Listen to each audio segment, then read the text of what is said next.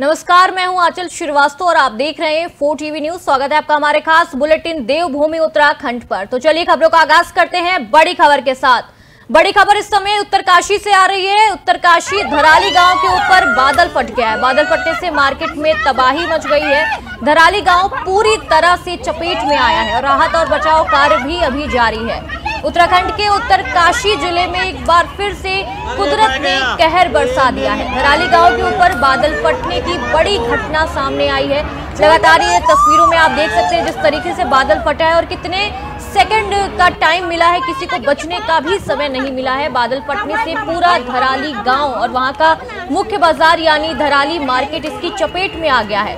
अचानक तेज बारिश और मलबा आने से लोगों में अफरा तफरी मच गई है। कई दुकानों और घरों में मलबा भर गया है जिससे भारी नुकसान की जो आशंका है वो जताई जा रही है। हालांकि अभी तक किसी के हाथाहाथ होने की पुष्टि नहीं की है। कुछ समय फैज की जानकारी सामने आई है। लगातार इसमें ज्यादा जानकारी के लिए हमारे साथ अजय पांडे ब्यूरो चीफ उत्तराखंड से जुड़ गए। अजय, जिस तरीके से हम देख सकते हैं जो ये घटना सामने आई है उत्तरकाशी से, बहुत बड़ी घटना और बहुत ही दुखद घटना है, क्या अपडेट है इस पर?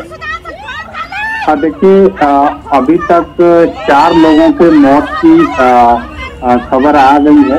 4 लोगों के मौत की पुष्टि कर दी गई है। बाकी राहत और बचाव कार्य इस समय किया जा रहा है।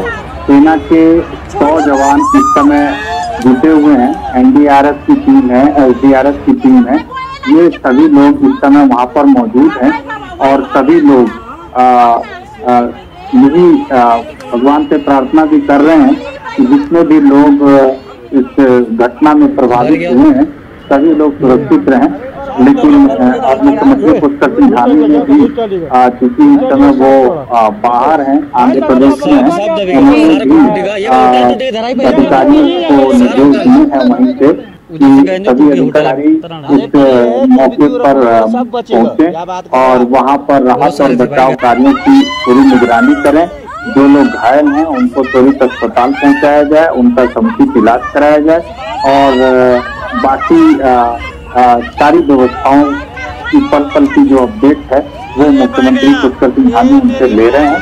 क्योंकि 1:45 बजे ये घटना यहाँ पर देखने को मिली थी, घटना हुई थी।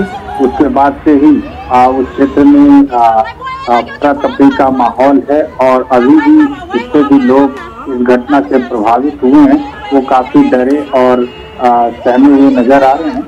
उत्तरकाशी जिले का जो ये हादसी घाटी है, यहाँ पर 2013 में भी आपदा आई थी और ये उस वक्त इस तरह की जो घटना हुई थी तो उसमें कोई हताहत नहीं हुआ था। लेकिन इस बार जो घटना हुई है इससे थोड़ी ज्यादा नजर आ रही है और जिस तरह की तस्वीरें हमने देखा है, हमारे सामने नजर आई है, वो अपने आप में काफी चौंकाने वाली है, बेहद दुखद ये तस्वीर है। और सभी इसी बात को लेकर के उम्मीद जता रहे हैं और भगवान से प्रार्थना कर रहे हैं कि जितने भी लोग इस घटना में प्रभावित हुए हों वो सभी लोग सुरक्षित हैं। लेकिन 4 लोगों के मौत की पुष्टि हो गई है और 50 लोग करीब अभी लापता हैं। उनके बारे में अभी कोई जानकारी नहीं मिल रही है। तो ये मान के चलिए कि जिस तरह की तस्वीर आपने देखी है, हमने देखी है, उस तस्वीर के हिसाब से ऐसा लग रहा है कि यहाँ पर बहुत बड़ा हादसा हुआ है और जो परिणाम होंगे, जो संख्या नजर आएगी वो भी चौंकाने वाली होगी, बेहद दुखद होगी और ऐसी तस्वीर और ऐसी घटना की पुनरावृत्ति न हो, इसी बात को लेकर के सभी लोग प्रार्थना कर रहे हैं। और क्योंकि ये बादल फटा है, गंगा नदी उफान पर आ गई और नाले में का जो रूप है वो काफी भयंकर हो गया, काफी भयावह हो गया है। और उत्तरकाशी के जो जिलाधिकारी प्रशांत आर्य हैं उन्होंने सभी लोगों को सारी मॉनिटरिंग वो भी कर रहे हैं, मौके पर वो भी मौजूद है और उन्होंने भी यही कहा है, बताया है कि 4 लोगों की मौत की पुष्टि हुई है और जो संपत्ति है उसका काफी नुकसान हुआ है और 50 से ज्यादा लोग इस आपदा में लापता बताए जा रहे हैं। तो ये बेहद दुखद आज की घटना है, मंगलवार का दिन है और आज का मंगलवार बेहद दुखद रहा है उत्तरकाशी के लिए। और मैं आपको बता दूं कि उत्तरकाशी जो जिला है वो आपदा के लिहाज से हमेशा संवेदनशील रहा है। तमाम तरह की जो आपदाएं उत्तरकाशी में पहले भी आती रही हैं, चाहे पहाड़ खिसकने की घटना रही हो, चाहे वरुणावत पर्वत के से बार बार चट्टानें खिसकती रही हैं, आसपास के क्षेत्र में लोगों को परेशानी होती रही है। वरुणावत का ट्रीटमेंट काफी लंबे समय से किया गया और उसके बाद जो नदी का जल स्तर है वो लगातार बढ़ता रहा है, वहां पर कई बार घटनाएं हुई हैं। उसके बाद अभी कुछ समय से उत्तरकाशी जिले का माहौल जो है थोड़ा शांत था, लेकिन एक बार फिर से इस तरह की घटनाओं ने उत्तरकाशी के लोगों को और दहशत में डाला है और सभी उत्तराखंड के जो लोग हैं इस समय बेहद दुखी हैं इस घटना को लेकर के, इस दृश्य को लेकर के।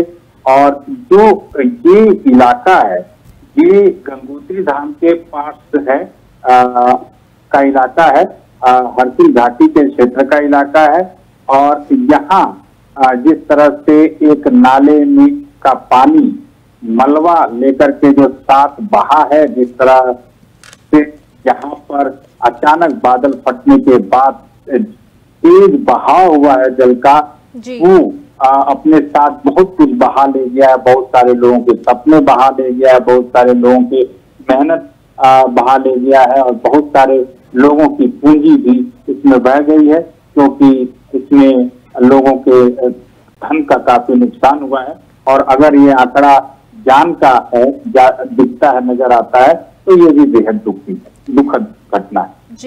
जी अजय, हम लगातार ये भी हमें जानकारी मिल रही है जो उसमें होम स्टे थे, बहुत सारे होटल थे, जो 20 से 25 जो होटल थे वो भी लापता हुए हैं और जो कई लोग लापता भी हैं, जो लोग हैं वो भी लापता नजर आ रहे हैं। तो उसमें प्रशासन की क्या भूमिका है, वो किस तरीके से बचाव कार्य कर रही है? देखिए, अब चूंकि घटना हो गई है और रुक कर पूरे क्षेत्रों में बारिश भी हो रही है, तो अब जो राहत और बचाव कार्य में जितने भी लोग जुड़े हैं, इसमें अच्छी बात यह है कि सेना के जवान भी इस समय जुटे हुए हैं, वो भी मेहनत कर रहे हैं। तो सबसे पहली प्राथमिकता ये है कि जो एरिया है उस पूरे एरिया की छानबीन की जा रही है। अगर कोई घायल अवस्था में उनको नजर आ रहा है तो उनको अस्पताल पहुंचाया जाएगा। इसके साथ साथ कोई मलबे में दबा तो नहीं है, जितने मकान गिरे हैं, जितने ध्वस्त हुए हैं, उनके हालात कैसे हैं, वहां की पूरी तरह से छानबीन की जाएगी। और इन्हीं राहत और बचाव कार्यों के लिए सारे लोग काम कर रहे हैं और जो लोग उस क्षेत्र में हैं, सुरक्षित हैं, प्रभावित हैं, उनको सुरक्षित स्थान पर कैसे पहुंचाया जाए, किस जगह पहुंचाया जाए, इसकी पूरी तैयारी की जा रही है। और जो लोग सुरक्षित सुरक्षित स्थानों पर पहुंचाए जाएंगे उनके लिए राहत का इंतजाम किया जा रहा है। खाने पीने, सोने बैठने की व्यवस्था है वो की जा रही है, उनके लिए दवाइयों की व्यवस्था की जा रही है। इस तरह के तमाम इंतजाम यहाँ पर किए जा रहे हैं। और जो लोग लापता हैं जिसके बारे में जी अजय, बहुत बहुत शुक्रिया आपका हमारे साथ जुड़ने के लिए और ये तमाम जानकारी भी साझा करने के लिए।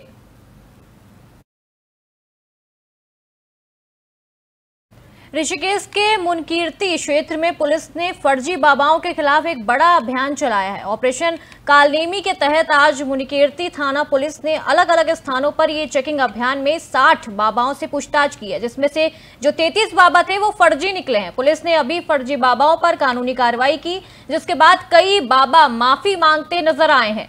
मुनकीर्ती थाना प्रभारी प्रदीप चौहान ने बताया है कि क्षेत्र के सभी आश्रम संचालकों को निर्देश दिया गया है कि वो अपने यहाँ रहने वाले जो बाबा हैं, जो उनके यहाँ रुकने के लिए बाबा आते हैं, उनकी जानकारी पुलिस को दें।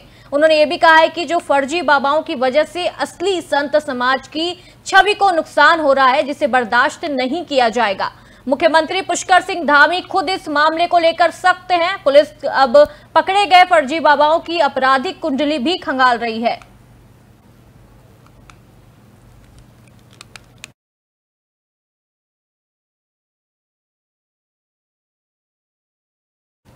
स्वास्थ्य सेवाओं पर जन संघर्ष मोर्चा का हमला बढ़ गया है। रघुनाथ सिंह नेगी ने मंत्री पर हमला बोला है। अस्पतालों ने मौतों और लापरवाही पर कई बड़े सवाल भी उठाए हैं। उधर जिधर नहीं होना चाहिए उधर प्रचार की चेतावनी भी है। उत्तराखंड में गिरती स्वास्थ्य सेवाओं और अस्पतालों की बदहाली को लेकर जन संघर्ष मोर्चा भड़क गया है। मोर्चा अध्यक्ष और जेएमवीएन के पूर्व उपाध्यक्ष रघुनाथ सिंह नेगी ने विकासनगर में प्रेस वार्ता कर प्रदेश सरकार और स्वास्थ्य मंत्री डॉक्टर धन सिंह रावत पर जमकर निशाना साधा है। नेगी ने कहा है कि बीते दिनों में जो 2 गर्भवती महिलाओं और एक फौजी के बेटे की इलाज के अभाव में मौत हो गई है, लेकिन सरकार और मंत्री मौन है। और क्यों मौन है? उन्होंने आरोप लगाया है कि सरकार अस्पताल अब लूटपाट के अड्डे बन गए हैं, जहां बिना सिफारिश के आईसीयू नहीं मिलता है, ना वेंटिलेटर मिलता है, ना सही से इलाज होता है, घंटों लाइनों में खड़े रहना पड़ता है। लेकिन आयुष्मान जैसी योजनाएं भी सिर्फ कागजों में सजी होती हैं। मोर्चा अध्यक्ष ने सवाल उठाया है कि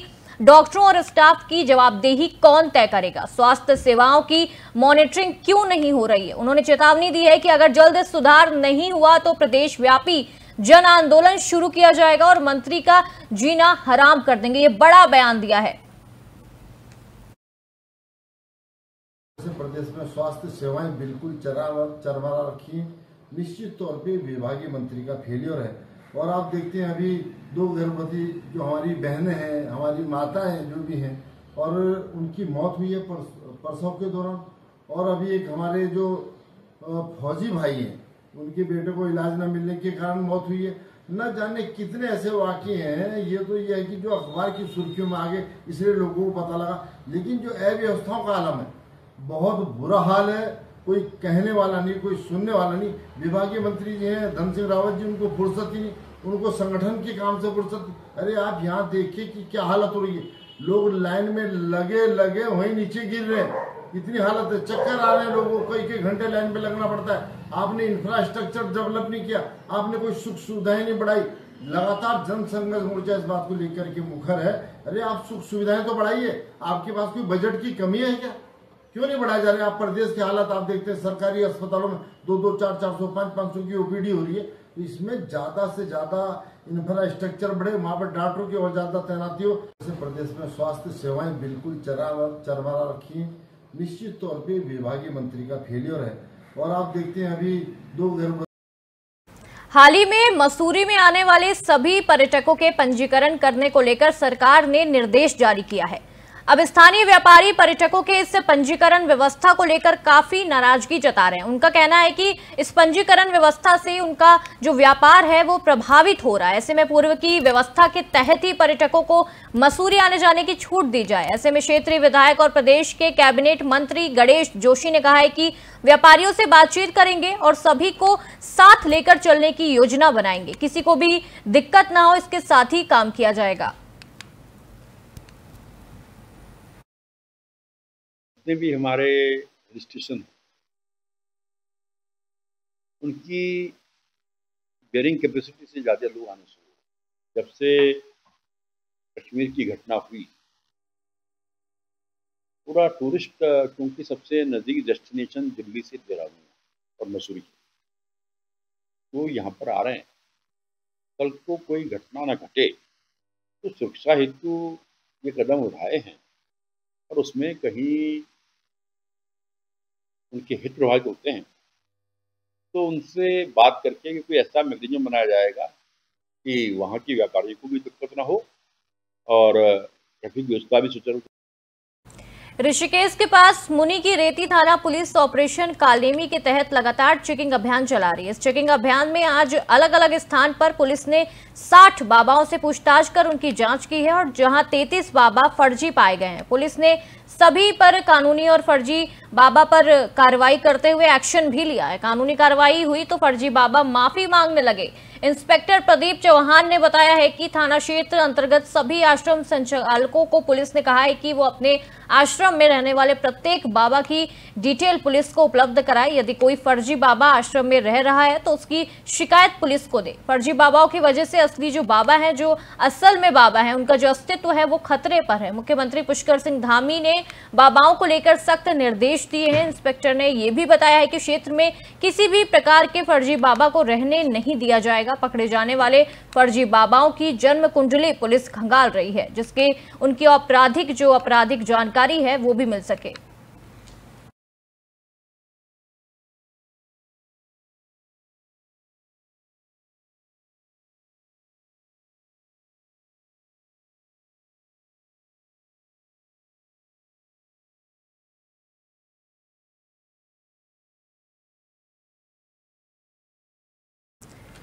उत्तराखंड के रायवाला में पुलिस ने बिजली के पोल और तार चुराने वाले गिरोह का भांडाफोड़ किया है। हरिद्वार देहरादून हाईवे के पास 3 पानी फ्लाईओवर क्षेत्र से पुलिस ने एक युवक और 2 महिलाओं को गिरफ्तार किया है।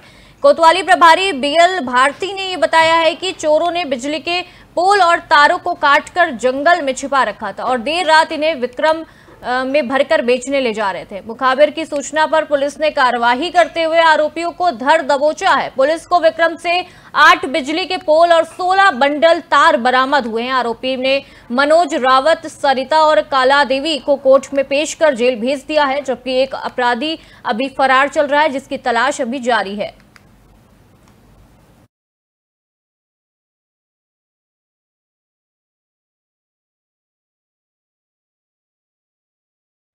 उत्तराखंड में लगातार हो रही मूसलाधार बारिश से जनजीवन पर बड़ा असर पड़ा है। प्रदेश में छोटी बड़ी कुल 175 सड़कें भारी मलबा और भूस्खलन के कारण बंद हो गई हैं। पीडब्ल्यूडी के मुख्य अभियंता राजेश कुमार शर्मा ने बताया है कि इनमें पीएमएच, सीएचवाई और विभाग की कई अहम सड़कें भी शामिल है, जबकि कुछ नेशनल हाईवे के हिस्से भी अवरुद्ध पड़े हुए हैं। उन्होंने कहा है कि सड़कों को खोलने के लिए अलग अलग जिलों में 667 मशीनें तैनात की गई हैं। मुख्य अभियंता ने बताया है कि बारिश रुकने के बाद से तेजी से मलबा हटाने का जो काम है वो शुरू कर दिया जाएगा।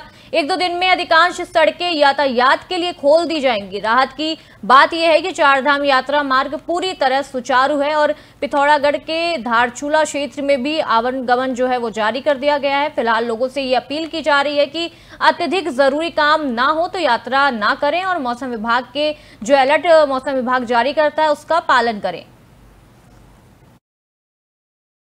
इस समय जो हमारी जो प्रेजेंट अभी रिपोर्ट है उसमें 175 रोड्स हमारे पूरे प्रदेश में बंद है, जिसमें पीएमजीएसवाई की सड़कें भी शामिल हैं और हमारे जो पीडब्ल्यूडी की सड़कें वो भी शामिल हैं। 175 रोड्स बंद है इस समय और इन सड़कों को खोलने डिफरेंट स्थान पर हमारे यहाँ 668 मशीनें इस समय कार्यरत है। कौन कौन से मुख्य तौर पे अगर मैं कहूँ तो 5 नेशनल हाईवेज बंद है इस समय, जिसमें हमारा NH 77A ये जो ट्यूनी से लेके ट्यूनी चंबा जाता है और मलिथा जाके मिलता है, एक वो सड़क बंद है और एक सड़क हमारी ये NH 507 ये सड़क बंद है। बाकी 2 सड़कें हमारी जो प्लेन्स की हैं खटीमा के आसपास वो सड़कें बंद। इस समय जो हमारी जो उत्तराखंड सरकार नवंबर तक 2 लाख लखपति दीदी बनाने का जो लक्ष्य है वो पूरा करने में जुट गई है। कैबिनेट मंत्री गणेश जोशी ने कहा है कि अभी तक प्रदेश में 1,65,000 महिलाएं लखपति दीदी बन चुकी है और अगले कुछ महीनों में ये संख्या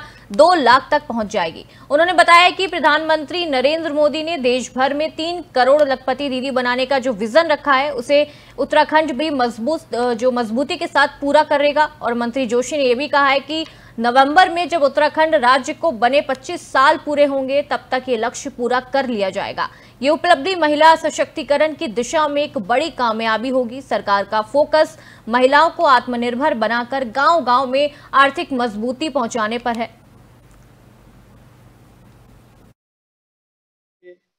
जहां देश के प्रधानमंत्री नरेंद्र मोदी जी ने तीसरी बार प्रधानमंत्री बनने के बाद 3 करोड़ बहनों को लखपति दीदी बनाने का संकल्प लिया, वहीं हमारे युवा मुख्यमंत्री धामी जी ने 2 लाख बहनों को लखपति बनाने का संकल्प लिया है और अभी तक हम 1,65,000 से अधिक लखपति दीदी बना चुके हैं और सरकार से हम काम कर रहे हैं, अधिकारी काम कर रहे हैं और हमारी समूह की बहनें काम कर रही हैं। तो हम 2025 में नवंबर में जब हम 25 साल के होंगे हम 2 लाख से अधिक लखपति दीदी बना चुके होंगे। इसके लिए मैं अपने अधिकारी कर्मचारियों को और समूह की बहनों को बधाई देता हूँ, शुभकामनाएं। देहरादून से एक बड़ी खबर सामने आ रही है। जिला पंचायत आरक्षण पर 42 आपत्तियां दर्ज करा दी गई हैं। देहरादून से सबसे ज्यादा 16 आपत्तियां आई हैं। शासन समिति आज करेगी निस्तारण। 6 अगस्त को अंतिम आरक्षण सूची जारी की जाएगी। इस वक्त की बड़ी खबर सामने आ रही है देहरादून से। उत्तराखंड में जिला पंचायत अध्यक्ष पदों के लिए आरक्षण की जो प्रक्रिया है अब उस अंतिम चरण में पहुंच चुकी है। शासन को इस आरक्षण सूची पर कुल 42 आपत्तियां प्राप्त हुई हैं। इनमें सबसे जो अधिक आपत्ति है वो 16 आपत्तियां देहरादून से दर्ज कराई गई हैं। जनपद से दर्ज की गई हैं ये आपत्तियां। शासन द्वारा गठित समिति में अपर सचिव श्याम सिंह, संयुक्त निदेशक राजीव कुमार नाथ त्रिपाठी, मनमोहन सिंह राणा और उप निदेशक पंचायती राज मनोज कुमार तिवारी शामिल हैं, जो आज सभी आपत्तियों पर विचार कर निस्तारण करेंगे। इस वक्त की बड़ी खबर देहरादून से सामने आ रही है। 6 अगस्त को आरक्षण की जो अंतिम सूची का प्रकाशन किया जाएगा। पौड़ी से 9, उधम सिंह नगर से 3, टिहरी से 4, जबकि रुद्रप्रयाग, उत्तरकाशी, चंपावत, चमोली और पिथौरागढ़ से भी कुछ आपत्तियां दर्ज कराई गई हैं। बड़ी खबर सामने आ रही है।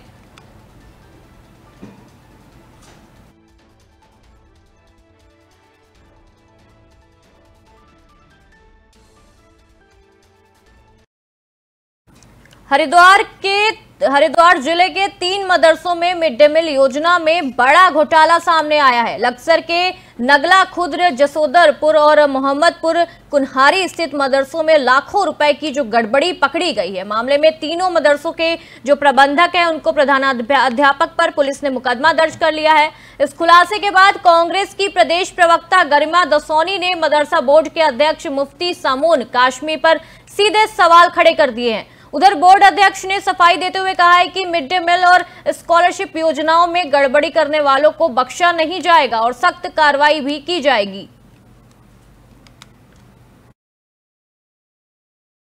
यहां सबसे बड़ा सवाल तो मुझे मुफ्ती शामून काजमी से करना है।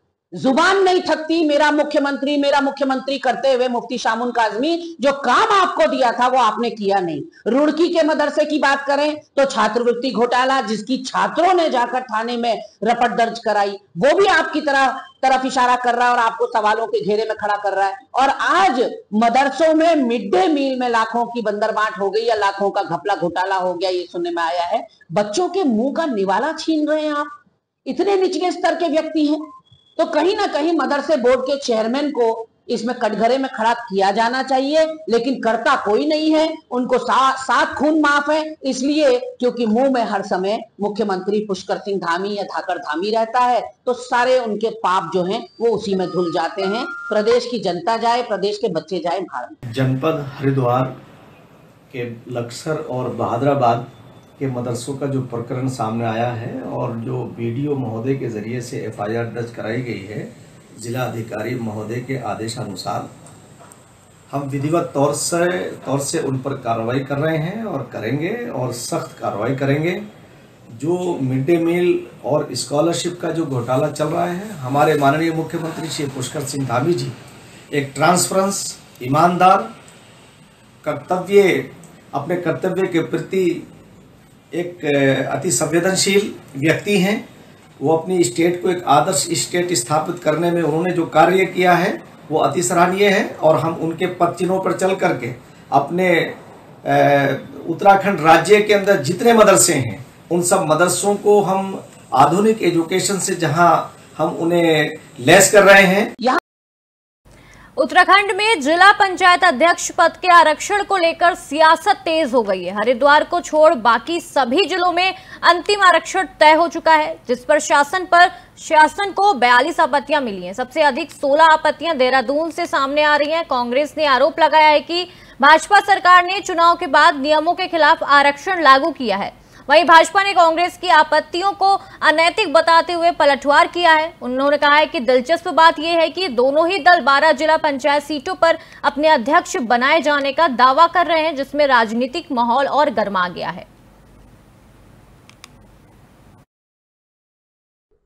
देखिए, कांग्रेस को हर चीज पे आपत्ति रहती है। जब चुनाव नहीं हो रहे थे तब भी आपत्ति थी, उसके बाद चुनाव हुए तब भी आपत्ति हुई। हर चीज में कहीं ना कहीं कांग्रेस को आपत्तियां ही आपत्तियां नजर आती हैं, लेकिन उन आपत्तियों के लिए कभी भी कोई शिकायती पत्र कहीं दूर दूर तक नहीं डाल रहे हैं। रही बात अगर आरक्षण उनको गलत लग रहा है तो उन सारी चीजों का निस्तारण करने के लिए सरकार ने पहले ही स्पष्ट किया है और समय दिया था कि जिसको भी इन आरक्षण को लेकर के आपत्तियां हो तो वो अपनी शिकायत दर्ज कर सकता है और उसका निस्तारण भी हो सकता है। लेकिन कांग्रेस को कहीं ना कहीं झूठ बोल करके, भ्रम की स्थिति को पैदा करके लोगों के बीच में और अपने आप को सुर्खियों में रहने के लिए या अखबार की सुर्खियां बनने के लिए या सोशल मीडिया की सुर्खियां बनने के लिए इस तरह के अनगर बयानबाजी कर रहे हैं कि सरकार ने गलत आरक्षण किया है। कैसे नहीं हो सकता? एक तरफ तो कांग्रेस कहती है कि लड़की हूं, लड़ सकती हूं, दूसरी तरफ जब महिला का आरक्षण होता है तो इतना हा हुल्ला कांग्रेस ने मचा दिया कि आज महिला का जो आरक्षण देहरादून के अंदर हुआ उसके ऊपर भी वो ऐतराज करने का काम करे। एक तरफ आप कहते हो महिलाओं को आगे करना है, दूसरी तरफ आप महिलाओं को ही पीछे खींचने का काम कर रहे हैं। तो ये कांग्रेस का दोहरा चरित्र है, दोहरी मानसिकता है। जब भी महिलाओं को कोई अधिकार मिलने की बात होती है तो कांग्रेस के लोगों को उसमें ऐतराज होता है। तो ये थी उत्तराखंड की तमाम बड़ी खबरें। खबरों का सिलसिला यूं ही जारी रहेगा और आप देखते रहिए 4 TV न्यूज। नमस्कार।